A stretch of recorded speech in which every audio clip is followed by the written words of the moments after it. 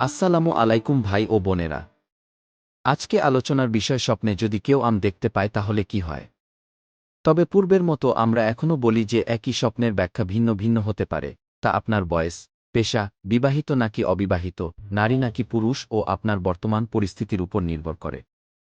স্বপ্নে আম দেখার ব্যাখ্যা আমরা কিতাব থেকে যেটুকু পেয়েছি তাতেই আমরা বর্ণনা করেছি।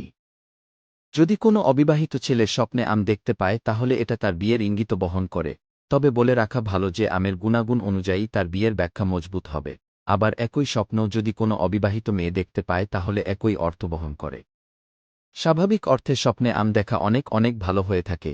যদি কোনো স্বপ্নদ্রষ্টা স্বপ্নে কাঁচা আম বা পাকা আম দেখতে পায় তাহলে বুঝতে হবে খুব অচিরেই স্বপ্নদ্রষ্টা ধন সম্পদ ও অর্থকরী লাভ করবে, তার ইঙ্গিত বহন করে থাকে। স্বপ্নে যদি কেউ পাকা আম দেখতে পায় তাহলে বুঝতে হবে স্বপ্নদ্রষ্টা মেয়ে হলে তার জন্য অনেক সুন্দর ছেলেকে বোঝাবে, আর স্বপ্নদ্রষ্টা ছেলে হলে তার জন্য সুন্দর রূপসী ও গুণবতী মেয়েকে বুঝাবে। যদি স্বপ্নদ্রষ্টা পাকা আম এর মালিক হতে দেখে বা পাকা আম গাছ থেকে পারতে দেখে বা পাকা আম কেউ তাকে দিয়েছে বা স্বপ্নদ্রষ্টা পাকা আম হাসিল করতে পেরেছে তাহলে বুঝতে হবে খুব অচিরেই স্বপ্নদ্রষ্টা সুখবর পাবে ও কোনো মেহমান ও আত্মীয়তার বন্ধনে মিলিত হবে, তার ইঙ্গিত বহন করে থাকে। আর যদি স্বপ্নদ্রষ্টা পাকা আম খেতে দেখে তাহলে স্বপ্নদ্রষ্টার মনের আশা পূরণ হবে, তার ইঙ্গিত বহন করে। যদি কোনো বয়স্ক মানুষ স্বপ্নে আম বা পাকা আম দেখতে পায় তাহলে বুঝতে হবে যে স্বপ্নদ্রষ্টার পরিবারে দুঃখ কষ্ট থাকলে দূর হবে ও সুখ শান্তির ইঙ্গিত বহন করে ও পরিবারের নাতি নাতনি ছেলে মেয়ে সবাইকে নিয়ে সুখে থাকার ইঙ্গিত বহন করে।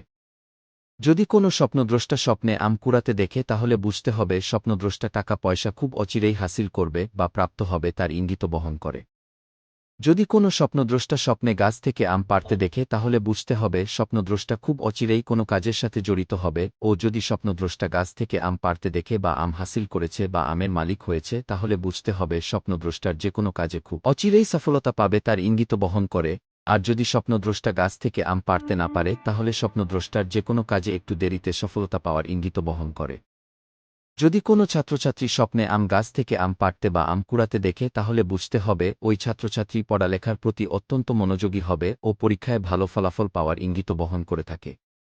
যদি কোনো বিবাহিত মহিলা স্বপ্নে আমের মুকুল দেখতে পায় তাহলে বুঝতে হবে স্বপ্নদ্রষ্টা তার স্বামীর সাথে সহবাসে মিলিত হবেন, খুব অচিরেই গর্ভধারণ করবেন, তার ইঙ্গিত বহন করে।